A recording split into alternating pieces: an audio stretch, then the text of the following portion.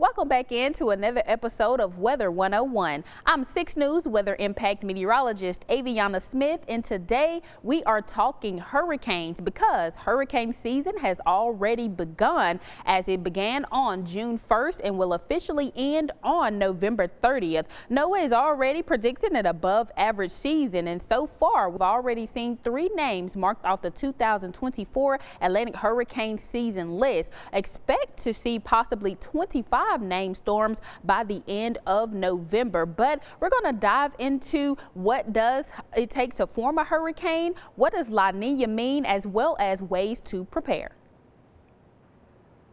So you may be asking yourself, what is La Nina? La Nina occurs when trade winds push warm surface water away and towards Asia, but then you see cooler water begin to surface in the eastern Pacific, and that's when it affects our weather patterns here in the U.S. because typical wintertime weather patterns bring us dry and warm conditions. But what does that mean for hurricane season? As we are in a La Nina pattern, less wind shear is present during the development of hurricanes, which makes it easier for hurricanes to form. But hurricanes are categorized by their winds on the Saffir-Simpson scale, and they start at a category 1 with minimum damage there and winds between 74 and 95 miles per hour with storm surge up to about 4 feet. For a category 2 hurricane, moderate damage is expected, but winds between 96 to 110 miles per hour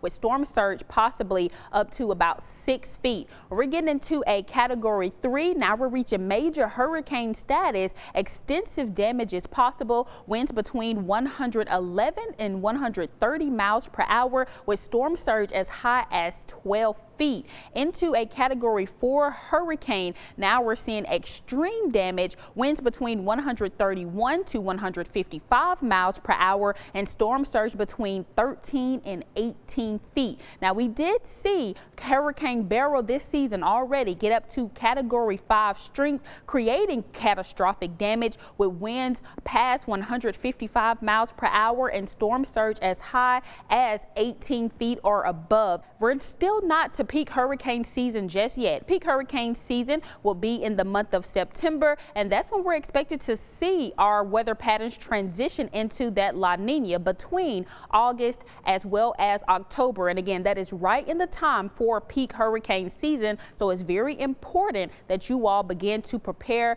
and you want to start by grabbing onto items that you need in your hurricane safety kit, which are almost everyday home items as well that are mostly already in your pantry. So you want to make sure you have some type of non-perishable food items in your emergency safety kit in case the power goes out. And speaking of power, you want to make sure you have batteries and extra batteries for your flashlights or any type of generator that you may have to keep you safe and keep you connected to some type of electricity in case of a power outage. And one other thing that's very important is having a light source, whether it's a flashlight or some candles, and make sure that you have matches as well if you do plan on having any candles. Also, a portable charger is also very important to put in your safety kit just in case your devices die, but you always want to make sure you charge your devices ahead of time if you know we have any type of weather coming into the area. And then of course water needs to be